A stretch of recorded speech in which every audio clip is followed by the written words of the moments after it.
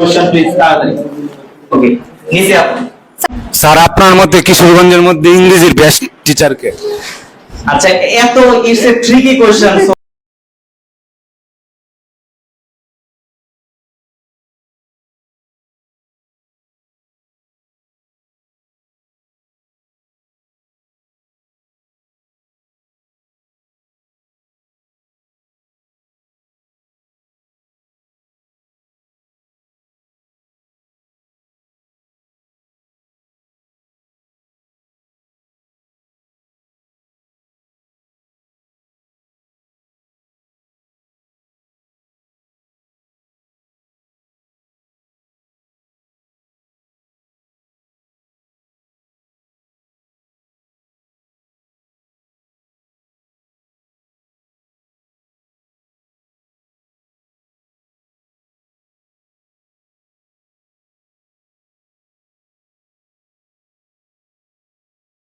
Sir কিশোরগঞ্জের ভিতরে আপনার কোর্সটি সবার থেকে বেশি কেন?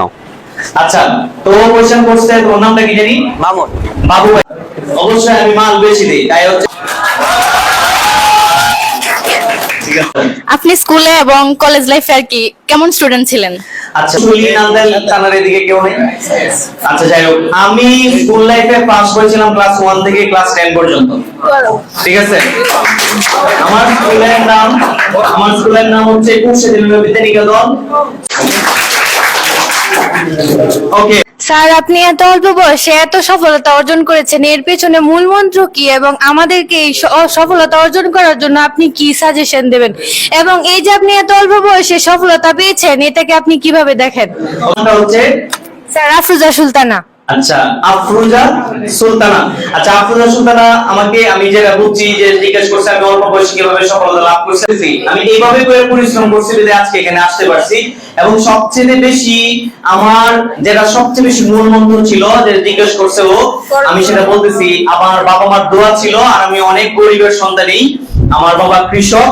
তো আমি এত অহংকার করে বড় হই নাই, অনেক বিনয়ী, এবং যেটা হচ্ছে আমরা ইংলিশে বলি হাম্বল। সো আমি অনেক হাম্বল এবং সবসময় মানুষের দোয়া নেওয়ার চেষ্টা করি। এইভাবে হয়তো বা বড় হওয়ার চেষ্টা করছি এবং প্রত্যেকদিন একটা ভালো কাজ করার চেষ্টা করি। যদিও আমরা জানি যে মানুষ গুনাহ করবে, ভুল করবে, আমিও ভুল করি, কিন্তু আমি প্রত্যেকদিন রাতের বেলা রিয়েলাইজেশন করি আমি সবচেয়ে খারাপ কাজ কোনটা করছি আজকে এবং সবচেয়ে ভালো কাজ কোনটা করছি। এবং বাবা মার কাছে সবসময় দোয়া চাই, আর দিন শেষে আল্লাহর কাছে তো চাই। আর আমি সবসময় যে কাজটা করি অবশ্যই জিদ লাগায় করি, সর্বোচ্চটা দেয়া করি, এবং এইটার মধ্যে আমি সবসময় ফল পাইছি যে আসলে জিদ এবং সর্বোচ্চ দেয়া করলে এটা সবসময় আল্লাহ দিয়া দেয়। আমি এটাই বিশ্বাস করি। আসলে তুমি যদি না খাও 3 দিন 4 দিন 5 দিন, তাহলে তুমি মারাই যাইবা, তাই না? জি স্যার। কারণ আমি বিশ্বাস করি তোমাকে আল্লাহ জ্ঞান দিছে পরিশ্রম করার জন্য, so you have to work hard. তো আমিও বিশ্বাস করি আমার প্রচুর পরিশ্রম করতে হবে, আর আমি প্রচুর পরিশ্রম করছি। জ্ঞান যেহেতু আল্লাহ দিছে, আর অল্প বয়সে আমি যে সময় স্কুল লাইফে, তখন টাকা করতাম প্রাইভেট পড়া, স্কুল লাইফে ছিলাম যখন বাবা, so just listen to me. School লাইফে যখন ছিলাম তখন প্রাইভেট পড়াইতাম 200-300 টাকা এরকম, তখন তো টাকার জন্য পড়াইতাম না, জাস্ট শখ করে। ইন্টারমিডিয়েট লাইফে আমি টিউশন করাইছি এবং অনার্স ফার্স্ট ইয়ার লাইফ থেকে কোচিং জগতে চলে আসছি। তো এই হচ্ছে মূল মন্ত্র। তবে অনেক পরিশ্রম আছে, জায়গা অনেক গভীর নিশি আছে, যেগুলো তোমাদেরকে বলে শেষ করতে পারবো না। সুন্দর। ওকে, পরবর্তীতে কার কোশ্চেন? স্যার, আপনি প্রথম কবে পড়ানো শুরু করেছিলেন ইতিহাসটা জানতে চাই। আমাকে ক্লাস 9 এ থাকতে বয়েস পড়াতে দিছিল ক্লাস 10 এর স্টুডেন্টদেরকে। তখন হচ্ছে কি আমি সাহস পাইছিলাম, এবং তখন থেকে প্রাইভেট পড়ানোর একটা ইচ্ছা শক্তি স্যারের মাধ্যমে জাগে। যে স্যারে বলতো যে তুই তাহলে আমার বেস্টারে পড়ায় ফেল। স্যারে আমারে হচ্ছে কি খুশি হইয়া ধরো আমার টাকা দিত।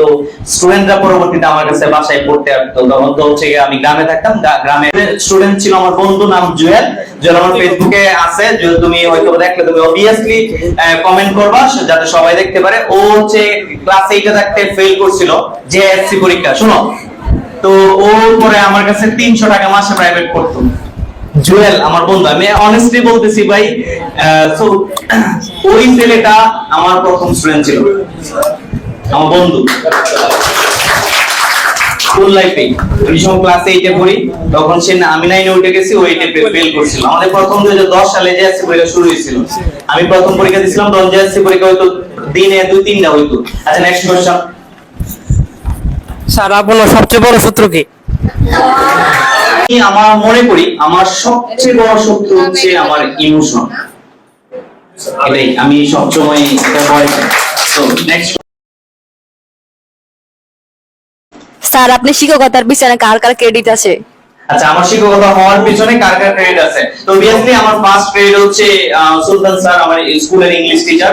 উনি যেভাবে আর লিখে আমি কিন্তু এভাবে লিখি। তোমরা লক্ষ্য করে দেখো, আমি যে সময় ক্লাসের মধ্যে স্মল লেটারে আর লিখি, এজ ইউজুয়াল আর না, যেটা তোমরা বিভিন্ন টিচারের কাছে দেখো, এটা না, আমি তো অন্য স্টাইলে লিখি। যে আসার পরে অনেকে আমাকে সহযোগিতা করছে, আমি মনে করি। তবে আমার সবচেয়ে বড় ক্রেডিট, আমার লাইফের সবচেয়ে বড় টিচার হওয়ার পিছনে সবচেয়ে বড় ক্রেডিট হচ্ছে সুলতান স্যার। স্যার আমি আগে একটা প্রশ্ন করেছি, কিন্তু এখন মন থেকে আমি আমার মনের মাধ্যমে একটা প্রশ্ন, আমার মন থেকে জানতে চাও আর কি একটা প্রশ্ন, সেটা হচ্ছে যে স্যার মানে আপনি একজন শিক্ষক এবং একজন সফল শিক্ষক, তো আমাদের মতন শিক্ষার্থীরা যারা আপনার মতো শিক্ষক হতে চায় তাদেরকে আপনি কি পরামর্শ দিবেন যদি একটু বলতেন? ওকে, বিনয়ী হইতে হবে। প্রত্যেকটা বাবা মার দোয়া নিতে হবে, বিনয়ী হইতেই হবে। মানে তোমার মধ্যে অহংকার থাকলে হবে না। আর আরেকটা কথা বলি, শিক্ষক হইতে চাইলে কি হওয়া উচিত? আমি শিক্ষক, কখনোই বড়াই করা যাবে না যে আমি সবকিছু জানি। আমি টিচার, যদি তুমি বাসায় নিজে নিজে পড়ার মাধ্যমে নিজের ডেভেলপ করতে পারো। আর অবশ্যই স্বপ্ন দেখা ভালো, শিক্ষকতা অনেক বড় মহৎ পেশা, আর এটার উপরে কোনো পেশা নাই। I love this. একটা বিষয় হচ্ছে তোমাদের শিক্ষক হইতে হইলে বিনয়ী হইতে হইব। আমি অনেক বিনয়ী ভাই, আমি অনেক রাগ